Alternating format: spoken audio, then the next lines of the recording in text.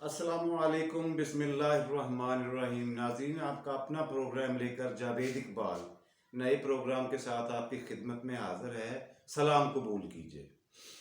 बगैर कोई वक्त ज़ाया किए आज के मेन सेगमेंट यानी आज की कहानी की तरफ बढ़ते हैं। कहानी इस तरह से है कि पुराने वक्तों में एक बहुत वसी व अरीज रकबे पे फैला हुआ एक मुल्क था, और उस मुल्क का दारुल हुकूमत ऐसी जगह पे वाक़ था जो चारों तरफ से खूबसूरत पहाड़ियों से घिरा हुआ था, और पहाड़ियों की सरसब्जी और शादाबी ने उस मुल्क को, उस दारुल हुकूमत को क्या, पूरे इलाके को चार चांद लगा दिए थे। बहुत अच्छा लग रहा था। उसके अवाम बड़े खुशहाली खुशहाली की ज़िंदगी गुजार रहे थे, और अमनो अमान की सूरत हाल बहुत बेहतर थी। जिंदगी रमा दमा थी। लेकिन अचानक उनके साथ एक ट्रेजेडी होती है। ट्रेजेडी ये होती है कि डाकुओं का एक गिरोह दूर दराज से चलता हुआ आके उन्हीं चोटियों पे बैठ गया जो दारुल हुकूमत के करीब ही थी, कुछ ही मीलों के फासले पर थी। उन्होंने वहां डेरा जमा लिया और अपनी मजबूत पनाहगाह बना ली।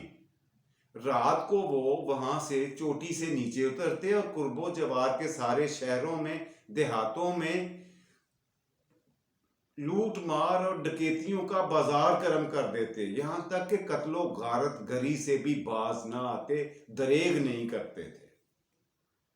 हुआ ये कि कुछ लोगों ने इकट्ठे होकर, सारे जमा होकर फैसला किया कि मुतलका बादशाह सलामत के दरबार में हाजिर होकर उनसे मदद तलब करते हैं, अपने मसले का हल चाहते हैं। बादशाह सलामत की खिदमत में सारे पेश हुए और आकर उनको सारा वाकया सुनाया। अब बादशाह सलामत के साथ दरबार में सारे वजीर बैठे हुए थे। बादशाह सलामत ने उनसे मशवरा तलब किया तो उनके एक गिरोह ने, बहुत सियाने गिरोह ने, जो वजीरों का एक धड़ा था, एक ग्रुप था, उनके सरबराह ने कहा, बादशाह सलामत, इसी और अभी इन डाकुओं की भीख कुनी करना, इनका खात्मा करना आसान है। बिल्कुल उसी तरह से जैसे चश्मा फूटते ही उसका जब मुंह छोटा होता है तो उसको सिर्फ बंद करने के लिए सिर्फ एक पत्थर का भी काफी होता है, और अगर वो खुलकर बड़ा हो जाए, उसको बहने का मौका दिया जाए, तो फिर उसको बंद करने के लिए पूरा पहाड़ भी कम पड़ जाता है। और दूसरी मिसाल ये है कि एक छोटा सा नन्ना मुन्ना पौधा भी उगा हो तो कोई भी बच्चा भी उसे एक हाथ से उखाड़ कर बाहर फेंक सकता है, लेकिन जब वो तनाव और दरख्त बन जाए तो फिर उसको 10 बंदे मिलकर भी हिला नहीं सकते अपनी पैरों से। ये दलाइल दिए उन्होंने और कहा कि इनकी बेकुनी, इनका खात्मा हमारी अवलीन तरजीह होना चाहिए, इनका फौरी बंदोबस्त किया जाए। बादशाह सलामत ने वजीर दिफा से पूछा, हाँ जी बताएं। तो उन्होंने वजीर दिफा ने कहा, सरकार, अर्ज ये है कि मुझे आपसे पहले ये रिपोर्ट मिल चुकी थी, मैंने अपने तई पूरा जोर लगाया है, कार्रवाई की है, कई दफा अपनी पुलिस डिपार्टमेंट को, अपनी सिक्योरिटी फोर्सेस को उनके पीछे पहाड़ पे भेजा है, लेकिन क्योंकि वो सबसे ऊपर बैठे हुए हैं पहाड़ी के, उनको नजर आ जाता है कि नीचे से कौन ऊपर आ रहा है। ऊपर से वो सिर्फ क्या करते हैं कि कोई ना कोई पत्थर गिरा देते हैं, और वो पत्थर जाके सारे सिपाहियों को लगते हुए, सबको रौंदते हुए निकल जाते हैं पत्थर, और वहां तक पहुंचना तो क्या, उनका कख नहीं बिगाड़ सके हम आज तक। फिर हमने ये सोचा था कि इनको रहने दे, दफा करें, खुद ही ये जहां से आए हैं एक दिन दफा हो जाएंगे, चले जाएंगे। लेकिन बादशाह सलामत का बड़ा बेटा शहजादा भी उसी दरबार में बैठा हुआ था, वो उठ खड़ा हुआ। उसने कहा, बाहुजूर, अगर इजाजत हो तो मैं ये एडवेंचर, ये मुहिम अपने जिम्मे लेता हूं। मैं इन डाकुओं का खात्मा करूंगा और जल्द अज जल्द करूंगा, और इनको जिंदा पकड़कर आपके दरबार में पेश कर दूंगा। बादशाह सलामत ने इजाजत दे दी। शहजादा ने क्या किया कि अपनी पसंद के कुछ सिक्योरिटी फोर्सेस के बंदे, पुलिस डिपार्टमेंट के कोई 50 या 100 की गिनती में अपने साथ लिए, मुसल्ला किया, उन्हें हथियार दिए और पहाड़ की तरफ चल पड़े। اور فیصلہ یہ کیا، وہ شہزادہ جو تھا انتہائی منصوبہ ساز تھا، بہترین پلانر تھا، اسی لیے اس کے باپ نے اسے بخوشی اجازت دے دی تھی۔ اس نے منصوبہ یہ بنایا کہ ہم نے دن کی روشنی میں پہاڑ پر نہیں چڑھنا، بلکہ اس وقت چڑھیں گے جب اوپر سے نیچے اور نیچے سے اوپر کچھ دکھائی ہی نہ دے، یعنی رات کے اندھیرے میں۔ سارا جو یہ سیکیورٹی فورسز کا قافلہ تھا، رات کو ہی انہوں نے چڑھائی شروع کی، آدھی رات کے وقت چوٹی پہ پہنچنے میں کامیاب ہوئے۔ اب کیا ہوتا ہے کہ جو شہزادہ ہے نا، وہ کہتے ہیں میں بذات خود او پی کا کام کروں گا، تم لوگ پیچھے ٹھہرو۔ او پی کہتے ہیں آبزرونگ پوسٹ کو، جیسے جاسوس کہہ لیں۔ تو وہ سب سے آگے جا کے اکیلا بیٹھا، باقی سارے لوگ پیچھے تھے۔ وہ جہاں بیٹھا تھا اکیلا، اس کی نظر بڑے صاف طریقے سے ان کے ٹھکانوں پہ، ان کی رہائش گاہوں پہ جا رہی تھی، آسانی سے دیکھ رہا تھا۔ اب ہوا کیا کہ آدھی رات کے بعد ڈاکو قرب و جوار میں، دیہاتوں میں، پنڈوں میں، شہروں میں لوٹ مار کر کے واپس آئے۔ انہوں نے اپنا لوٹا ہوا سامان رکھا، اپنے جسم سے ہتھیار اتارے، اور گرتے پڑتے تھکے ہوئے آئے تھے، فوری طور پر سو گئے۔ جب وہ یقین ہو گیا کہ یہ سو چکے ہیں پوری طرح سے، تو شہزادے نے اپنی فورسز کو اشارہ کیا کہ یہ صحیح وقت ہے، اب وقت ہے ان کو قابو کرنے کا۔ لہذا سپاہی اپنی اپنی جگہ سے اٹھے اور ہر ڈاکو کے سرانے جا کے 2-2 3-3 بندے کھڑے ہو گئے۔ یک بارگی میں انہوں نے سب کو دبوچا اور پکڑ کر سب کے بازو پیچھے باندھ دیے، آنکھوں پر باندھی پٹیاں، اور ایک لمبے مضبوط رسے کے ساتھ گرہیں لگا کے ان کو پہاڑ سے نیچے اترنا شروع کیا۔ اگلے ہی دن صبح ہونے تک وہ دربار میں پہنچ چکے تھے۔ بادشاہ سلامت کو شہزادہ نے کہا کہ ابا حضور، یہ ہیں آپ کے مجرمان جو آپ کو درکار تھے، یہ میں آپ کی خدمت میں پیش کر رہا ہوں۔ بادشاہ سلامت نے بیٹے کی دیدہ دلیری، اس کی ہمت اور جرت و شجاعت کی تعریف کی، اور یہ حکم سنایا کہ ان سارے ڈاکوؤں کو پھانسی کے گھاٹ پر چڑھا دیا جائے، ان کے سر قلم کر دیے جائے، ان کو قتل کر دیا جائے فوری طور پہ۔ یہ ساری کارروائی سارے وزیر بھی دیکھ رہے تھے۔ ایک سینئر وزیر تھا سیدھے ہاتھ پہ بیٹھا ہوا، اس کی نظر پڑتی ہے کہ ڈاکوؤں کے گروہ میں ایک نوجوان لڑکا ہے جس کی عمر مشکل سے 15-20 کے درمیان ہوگی، اور اس کی تو داڑھی بھی ابھی پوری طرح سے نہیں نکلی۔ اس کا دل نرم ہوا وزیر کا، اس نے کہا اس بچے کا تو کوئی قصور نہیں ہے۔ وہ اٹھ کے کھڑا ہوا اور ہاتھ باندھ کر بادشاہ سلامت سے کہا کہ میں آپ کی قدم بوسی کے بعد آپ کی خدمت میں کچھ عرضی پیش کرنا چاہتا ہوں۔ بادشاہ سلامت نے کہا بولیں کیا بات ہے؟ کہتا ہے جی بات یہ ہے کہ یہ جو لڑکا ان کے ڈاکوؤں کے ساتھ ہے، یہ معصوم ہے، یہ بھی چھوٹی عمر کا ہے، یہ بے گناہ ہے، اس کا تو پیشہ تو یہ نہیں ہے، نہ اس کو اس کام پہ کسی شوق نے لگایا ہے، یہ تو اپنے باپ کی وجہ سے اس کا ساتھ دیتے ہوئے یہاں آ گیا ہے۔ اگر آپ مناسب سمجھیں تو اس لڑکے کی جان بخشی کرنے کا حکم دے دیں، یہ آپ کا اس سے زیادہ مجھ پر احسان ہوگا۔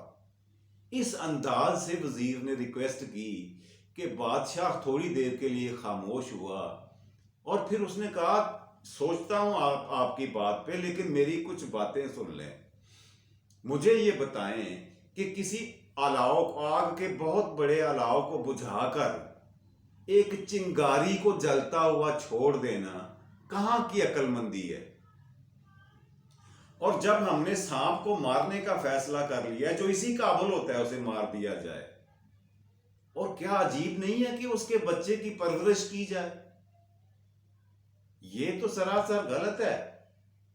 وزیر موصوف نے کہا بادشاہ سلامت آپ کی بات بجا، لیکن ہمارا دین، ہمارا مذہب اسلام ہمیں بتاتا ہے، حدیث مبارکہ میں ہے کہ پیدا ہونے والا ہر بچہ فطرت اسلام پر پیدا ہوتا ہے۔ اب اس کے والدین اور ماحول اس کی تربیت اور اس کی تعلیم اس طرح سے کرتے ہیں کہ کوئی بت پرست، کوئی مجوسی، کوئی عیسائی اور کوئی یہودی بن جاتا ہے. لیکن یہ سارا کچھ ڈپینڈ کرتا ہے کہ اس کی تربیت اور کس ماحول میں ہوئی ہے، اس کی پرورش. اس کو جس طرح کی پرورش دیں گے یہ اسی طرح کا ہو جائے گا. یہ ہماری صحبت میں رہے گا تو اچھا ہو جائے گا، ان کی صحبت میں تھا تو برا ہو گیا تھا.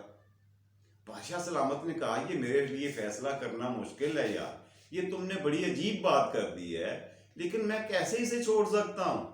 بھیڑیے کا بچہ چاہے چھوٹی عمر میں بھیڑوں میں رکھ دیا جائے، وہ بڑا ہو کر بھیڑوں کو کھائے گا ہی، بھیڑوں سے دوستی نہیں کرے گا.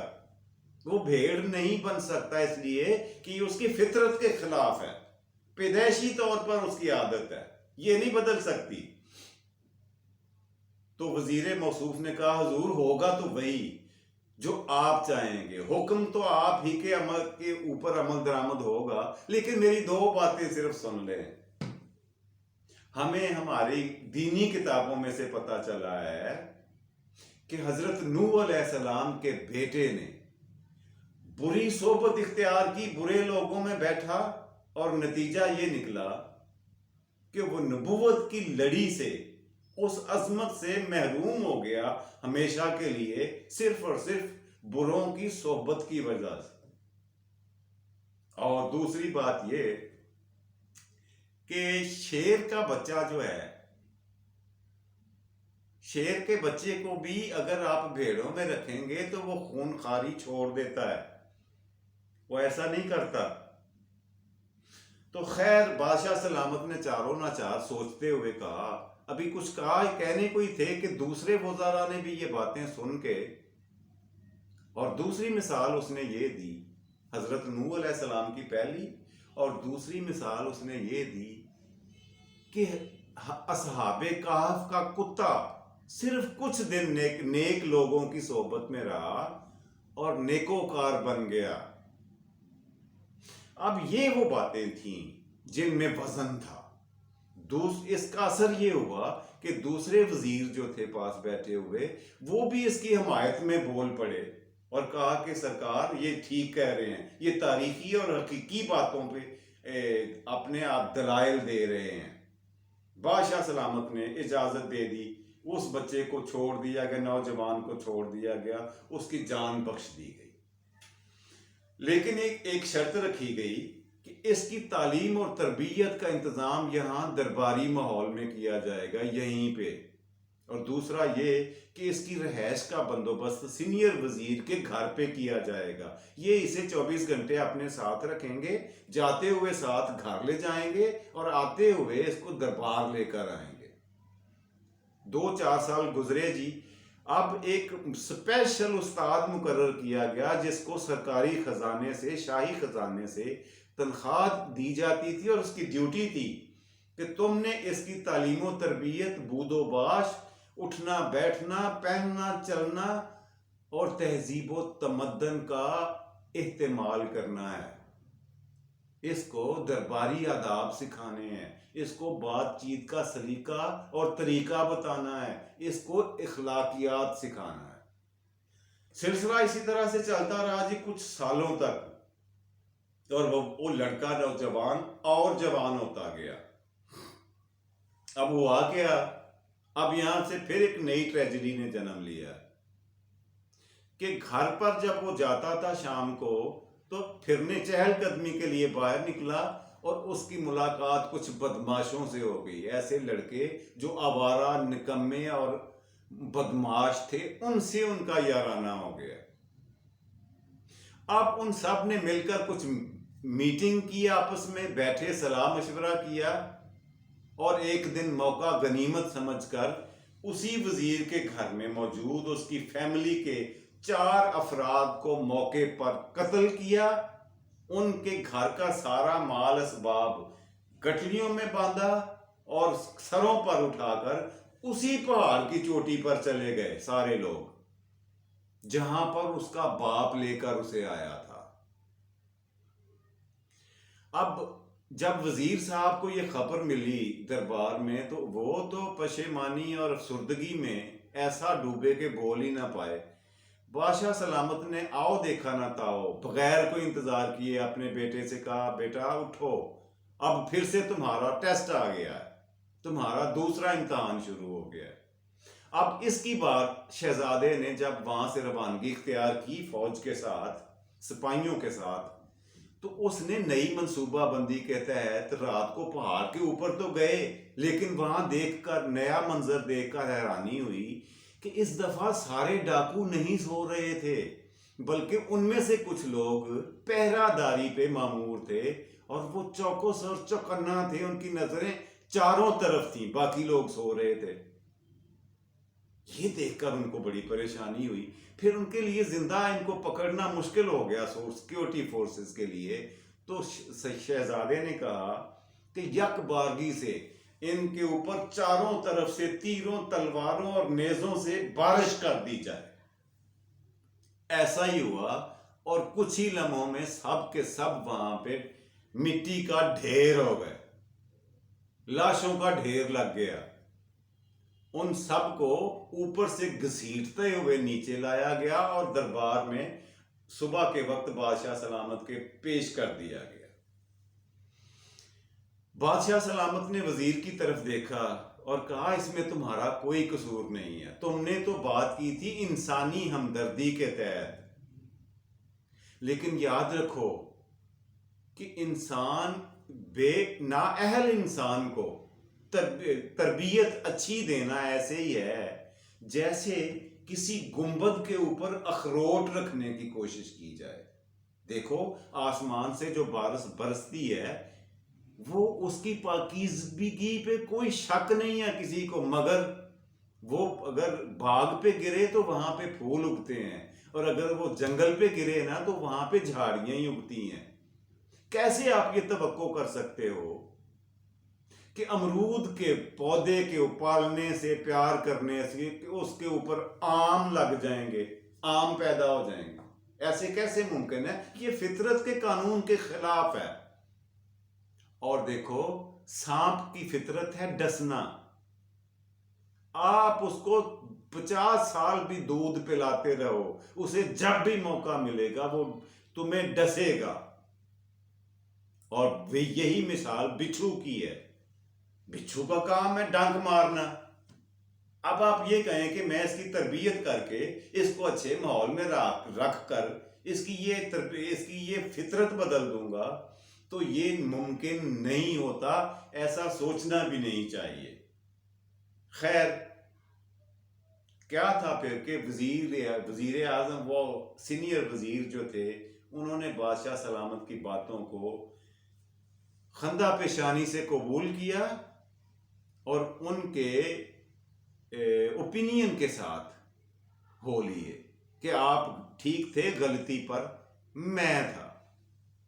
یہ تھی جی آج کی کہانی، جس سے ہمیں یہ سبق ملتا ہے۔ وہ ایک شعر پھر ذہن میں آ رہا ہے، تو لاکھ پیار کے پڑھتا رہے منتر ساجد، تو لاکھ پیار کے پڑھتا رہے منتر ساجد، جن کی فطرت میں ہو ڈسنا وہ ڈسا کرتے ہیں۔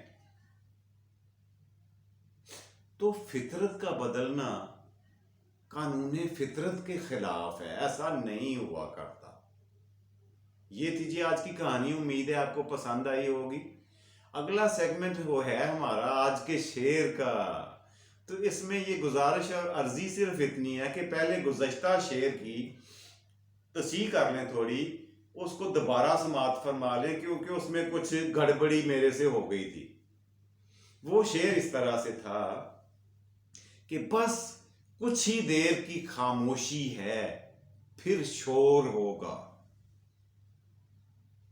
تمہارا تو وقت آیا ہے ہمارا دور ہوگا۔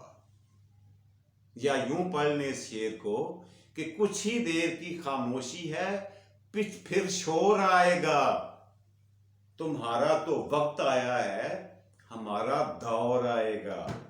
یہ تھا جی اصل شعر، جس کو میں نے توڑ مروڑ کے آپ کے سامنے پیش کر دیا، معذرت خواہ ہوں جی۔ آج کا شعر اس طرح سے ہے کہنے لگے وہ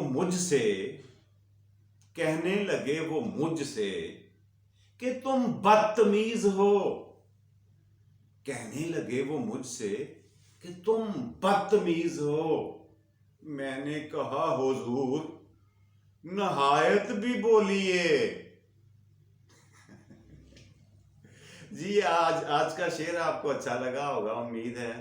آج کے سوال کی طرف آتے ہیں جو پروگرام کا آخری اور چھوٹا سا سیگمنٹ ہے. پچھلا سوال جو میں نے پوچھا تھا وہ یہ تھا کہ پاکستان کا قومی پرندہ کون سا ہے.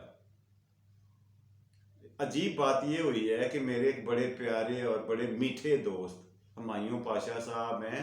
انہوں نے فیس ٹو فیس خود میں ملاقات کر کے اس کا جواب بتایا اور مجھے کہا اس کا جواب اس پرندے کا نام ہے فاختہ. میں نے جی ان کی ذہانت کو سلام کیا, ان کے پاس بیٹھ کے چائے کا کپ پیا اور واپس آ گیا. جی آج کا سوال پیش خدمت ہے جناب. ایگریکلچرل میوزیم یعنی زراعت کا عجائب گھر بتائیں پاکستان کے کس شہر میں واقع ہے. جی ہاں, زراعت کا ایک عجائب گھر بنایا گیا ہے سرکاری سطح پہ اور وہ پاکستان کے ایک بہت بڑے شہر میں موجود ہے. آپ نے اس شہر کا نام بتانا ہے. یہ تھا جی آج کا سوال. تو اسی کے ساتھ اب آج کے پروگرام کا اختتام کرتے ہیں. اپنی دعاؤں میں یاد رکھیے گا. خوش رہیں, خوش رکھیں, اپنا اور اپنے پیاروں کا ڈھیر سارا خیال رکھیں. اللہ سونا آپ کو آسانیاں دے اور آسانیاں تقسیم کرنے کی توفیق دے. نعرہ لگاتے ہیں پاکستان زندہ باد.